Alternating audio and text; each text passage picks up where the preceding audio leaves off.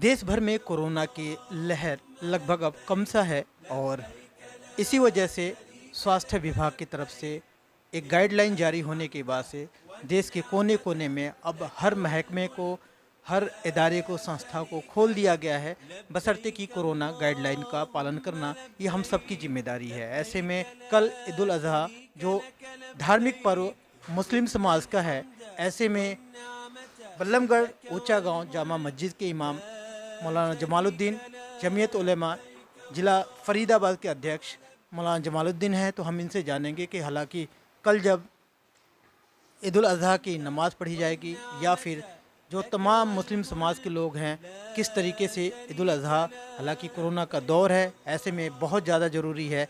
लगातार बड़े जो धार्मिक गुरु हैं वो भी इस बात को कहते आ रहे हैं कि सावधानी बरतना हम सब की जिम्मेदारी है। ऐसे में फ़रीदाबाद से या फिर बल्लमगढ़ के इस मस्जिद से क्या मैसेज जाता है ये जान लेना ज़रूरी है। इमाम साहब, ईद उल अज़हा कल है और ऐसे में आप लोगों की जिम्मेदारी बनती है कि किस तरीके से अपने कौम के लोगों को एक सलाह देना, मशवरा देना ताकि उसको फॉलो करते हुए और क्या रहेगा, क्या शेड्यूल है, किस तरीके से लोग। अस्सलामु अलैकुम वरहमतुल्लाह। मैं मौलाना जमालुद्दीन ज़िला सदर जमीयत उलमा ज़िला फ़रीदाबाद। जैसे कि अभी आपने मेरे सामने 2 या 3 सवाल रखे कि कोरोना काल है, ये बहुत ही ख़तरनाक बीमारी है, जानलेवा बीमारी है और प्रशासन की तरफ से काफ़ी कुछ लोगों को बचाने के लिए इसमें अच्छे प्रयास किए गए हैं। ख़ास तौर से हमारे ज़िला फ़रीदाबाद के पूरे प्रशासन ने, चाहे पुलिस प्रशासन हो, चाहे डीसी महोदय हो, जितने भी हैं, उन्होंने हर संभव कोशिश किया 36 बिरादरी का हर उसको मतलब जो पूरी तरीके से कवर करके और इस बीमारी से दूर रखने के लिए। तो जैसे कि ईद उल ज़ुहा का मौका है 21 जुलाई। 21 जुलाई को जो ईद उल ज़ुहा एक हमारा सबसे बड़ा त्यौहार है, ये 2 इबादत एक साथ होती हैं। पहले तो ईद उल ज़ुहा की नमाज है, ये वाजिब है। इसके अंदर 6 तकबीरें होती हैं, जो सूरा फातिहा से पहले सना, सना के बाद में 3 तकबीर कही जाती है पहली रकात में। उसके बाद में आखिरी में 3 तकबीर होती हैं जो रुकू में जाने से पहले होती हैं। तो यह अहम है।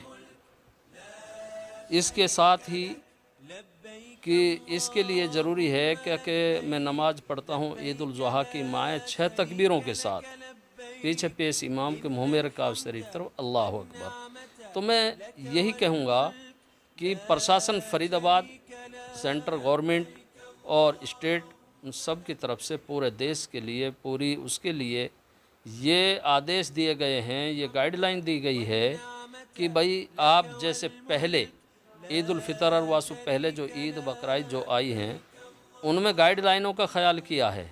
लोगों ने अपने घरों पे नमाज़ पढ़ी है, लोगों ने डिस्टेंसिंग के साथ नमाज़ पढ़ी है। तो उसी तरह से इस बार भी इसमें लापरवाही ना करें, बल्कि उसी तरह से हम नमाज़ों को अदा करें, क्योंकि ये फ़र्ज है, ज़रूरी है। और इसमें लेकिन अपने बदन की हिफाजत का करना, शरीर को बचाना, ये भी हमारे लिए ज़रूरी है, किसी को कोई बीमारी ना लगे।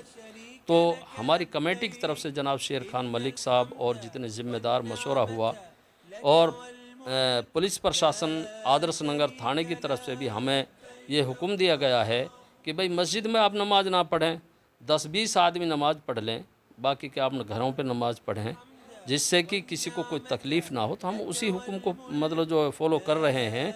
और सुबह के वक्त में जैसे कि 21 तारीख को ये है, तो लोग कोई 7:30 बजे, 8 बजे, कोई मतलब 8:15 बजे नमाज इसकी मतलब अदा करेंगे। और उसके बाद फिर दूसरा जो इबादत का मसला आता है कुर्बानी का। अल्लाह के यहाँ इन 3 दिन से बेहतर और कोई दूसरा अमल, मतलब जो इन 3 दिनों में कुर्बानी के अमल से बेहतर कोई दूसरा अमल नहीं है। लोग बकरे की, दुम्बे की, भैंसा की, जो भी कुर्बानी जैसी जिसके, भैंस में, ऊँट में, इसमें मतलब 7 हिस्से होते हैं, बकरा में, दुम्बा में और जी के मेंढा में 1 हिस्सा होता है।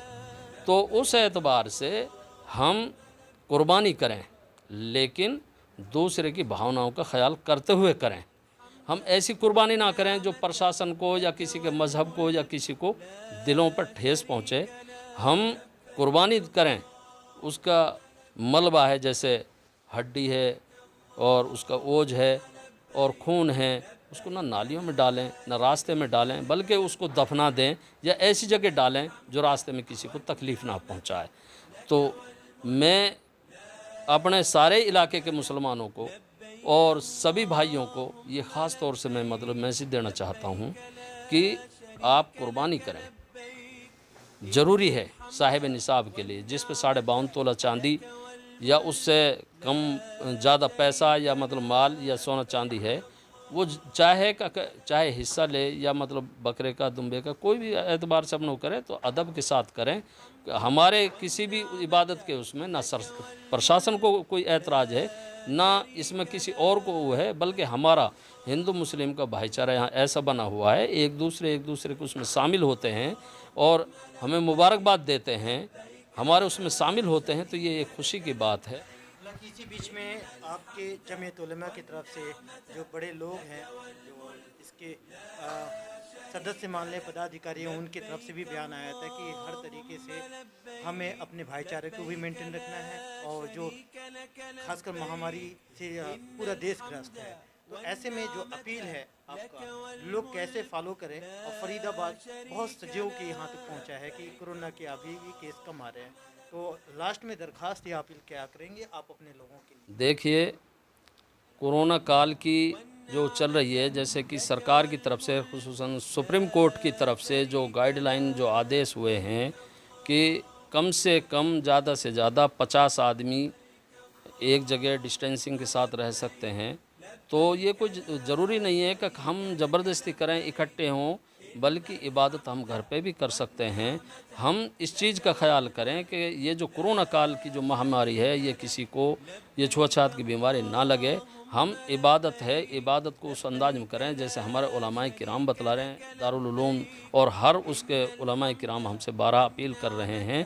तो मैं यही पूर्ण उसके साथ ये आपको पूरे देशवासियों को, ख़ास तौर से PNN चैनल को और जितने मीडिया उनको ईद उल ज़ुहा की तहे दिल से मुबारकबाद पेश करता हूं और आपका शुक्रिया अदा करता हूं कि आपके चैनल से ये दूर दराज तक मैसेज जाएगा और इससे अच्छे असरात पैदा होंगे। देश दुनिया की हर लेटेस्ट खबर देखने के लिए सब्सक्राइब करें हमारे चैनल PNN को और साथ ही बेल आइकन दबाना ना भूलें।